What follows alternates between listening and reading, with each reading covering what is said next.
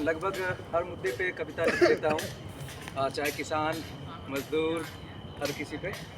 तो इसलिए आपको कविराज कहते हैं। तो यस, तो ये आप लोग का बड़प्पन है। बाकी मैं ये सुनाऊंगा तो आप लोग को अच्छा लगेगा शायद, तो सुनिएगा। तो इसका टाइटल है कि कहते उसको है मजदूर। मैं भी एक गांव से हूँ और मैंने देखा है मज़दूरों का जीवन, मैंने देखा है किसानों का जीवन। मेरे पिताजी खुद एक किसान हैं। तो मैंने बेसिकली क्या है, जो मेरी भावनाएं हैं उसको मैंने कागज़ की शक्ल दी है और आप लोग सुनेंगे। तो कहते उसको है मज़दूर, दो हाथों की ताकत से दिया जिसने धरती को नूर, हर रोज़ सिसकती ज़िंदगी जिसकी, कहते उसको है मज़दूर।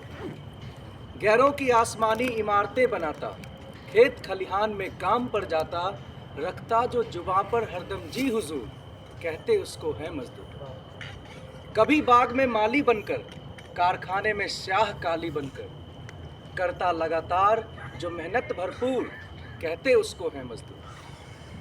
हाँ, एक दौर जब घंटों खटाए जाते थे, वेतन फिर भी कुछ खास अधिक न पाते थे, करके फिर संघर्ष बनाया 8 घंटों का दस्तूर, कहते उसको है मजदूर। और आखिर में ये बिहार यूपी के हर उस माइग्रेंट लेबर की आत्मा है।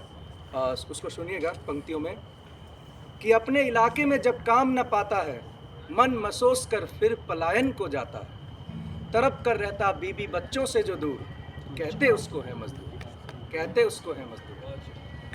और सेकंड मैं अपने पापा को डेडिकेट करना चाहूँगा, क्योंकि मेरे पिताजी किसान हैं और मैंने उन्हीं को देख के लिखा था, और इसका टाइटल है मरता हुआ किसान।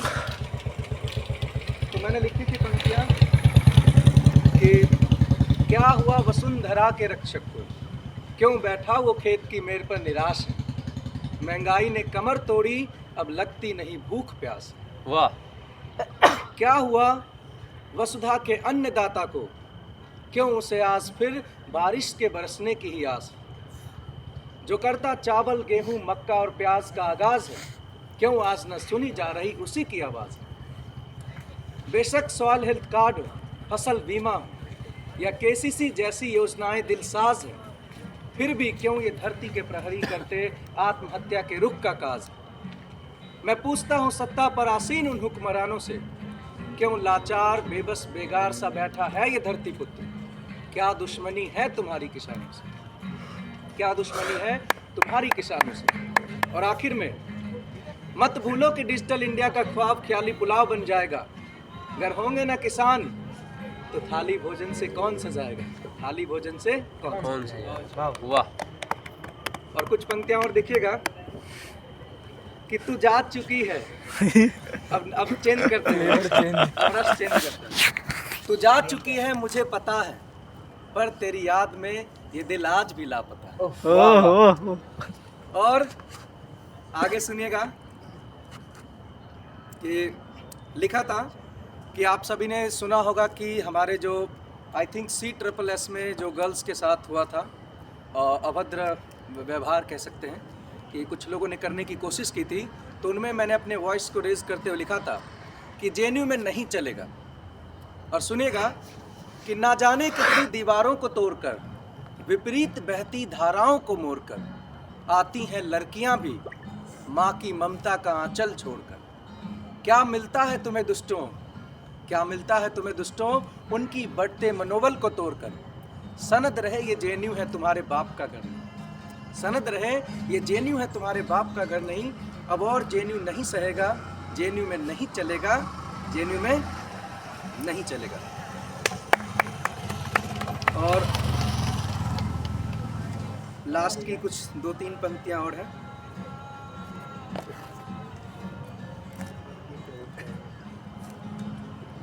ओके, तो ये सुनिएगा कि 2-3 पंक्तियां कि जब हम असफल होते हैं या हार और जीत की कामना में होते हैं, तो मैंने लिखा कि हार हो या जीत, ना होना तुम भयभीत, सब कुछ तो खत्म हो जाना, फिर एक दिन इस जहां से जाना, तो कर लो संघर्ष से प्रीत, चाहे हार हो या जीत, चाहे हार हो या जीत, ना होना तुम भयभीत, ना होना तुम भयभीत। और नेक्स्ट देखेंगे इसी में 4 पंक्तियां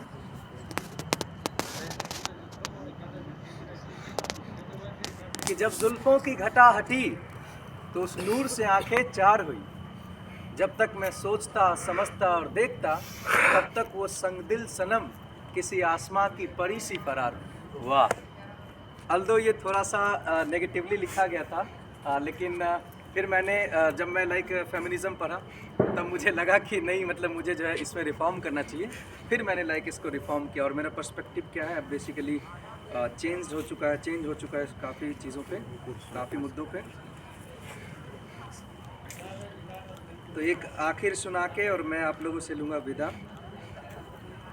और वो भी जस्ट इसी जगह के लिए लिखा था जो ये पिंक पैलेस है। अब देखते हैं ये मिल पा रहा है कि नहीं। उसके बाद हाँ, ये मैंने रैंडमली लिखा था कल परसों की वाईफाई का प्रॉब्लम था बेसिकली सतलज में भी, और हर जगह प्रॉब्लम था वाईफाई का।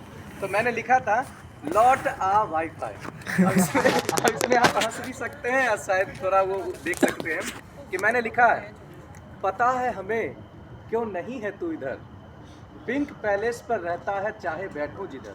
ये जहाँ पर आप बैठे हैं ये पिंक पैलेस है और इसको फ्रीडम स्क्वायर कहते हैं। आफ्टर मतलब कह सकते हैं वो जो जेएनयू वाला इंसिडेंट हुआ था कन्हैया वाला, उसके बाद। तो पता है हमें क्यों नहीं है तू इधर, पिंक पैलेस पर रहता है चाहे बैठूं जिधर, लगता है तू भी पूंजीवादी हो गया, प्रशासन की गोद का आदी हो गया। आखिर छात्रों से क्या बेवफाई है, बात अब दिमाग से दिल पर आई है, लौट आओ इसी में तुम्हारी भलाई है, वरना पिंक पैलेस पर होनी आगे की चढ़ाई। वाह। हो गया भाई अब। ये वाईफाई को बुला रहे हैं ना।